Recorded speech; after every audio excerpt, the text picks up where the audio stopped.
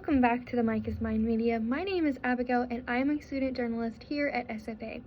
I've talked a little bit about what it was like to pick journalism as my major while I was at my community college, but I haven't really talked anything about why I picked broadcast journalism as my concentration. So when I first got to SFA, I quickly learned that there wasn't just a kind of traditional journalism major here.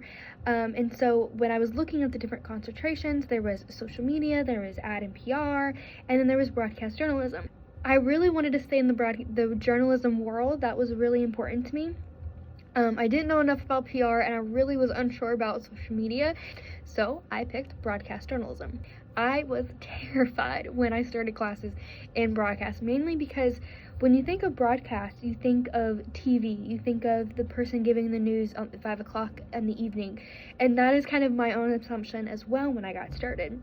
But when I started, one of my first classes was audio and production, and that completely changed the ballgame for me because I fell in love with broadcast, specifically more radio side, just because how fun it is to sit down at a soundboard, tweak your voice to sound like you're talking through a telephone, to make your voice sound like a guy even though you're a girl. It's really fun things like that, and that's where I really fell in love with broadcast, just from all of the production side of work that I got to do in my classes, because I really didn't want to be the front person. I didn't want to be the face of a newscast or anything. I really love the behind the scenes work the most.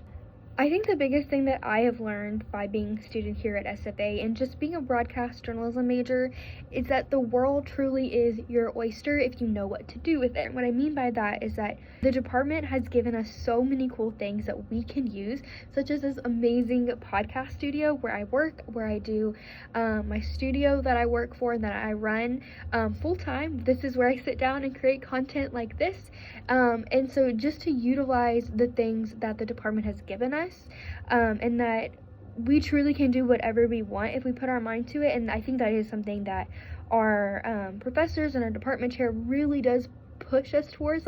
They know we can do it, so they push us to do it, where we can do amazing things like this on a regular basis. Really love how my department really pushes that.